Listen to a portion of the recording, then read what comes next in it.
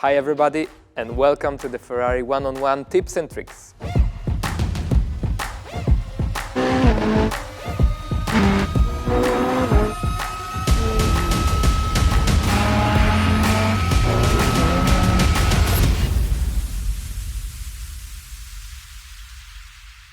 Hello guys, I'm Kamil Pawlowski, champion of Ferrari Esports Series 2021, and today we will analyze the brake bias. Brake bias is a great to simply change the car balance on the braking. With the brake bias moved to the front, the car is more stable in general, but needs more braking distance, also risking locking the front tires, resulting in understeer in the corner.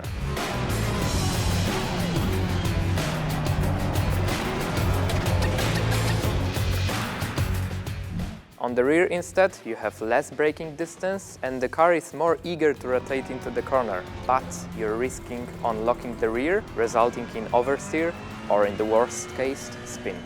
Usually for a qualifying lap, it's preferred to use brake bias moved a bit on the back. It's more risky but potentially faster, but be careful with the wheel movement. The less you use it, the more stable you will be. When it comes to the race pace, it's a good idea to move the brake bias to the front, just to have more stability during the braking.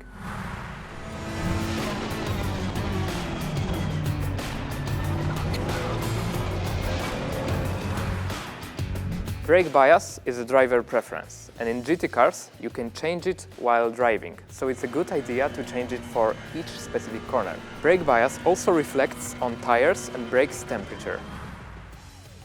And of course the tire wear.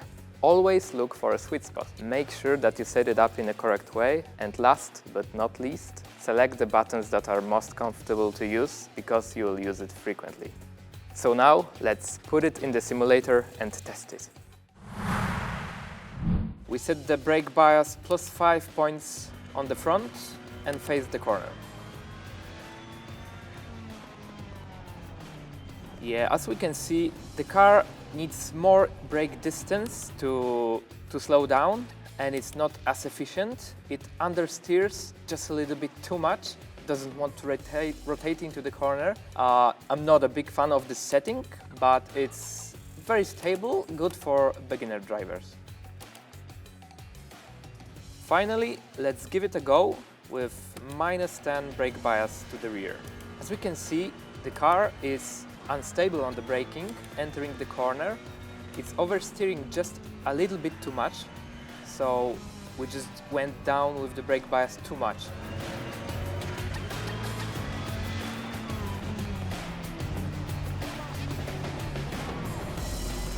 It's very efficient on the braking. It doesn't need too much distance, but it's way too much. It's just too oversteery and too risky to run for the whole lap.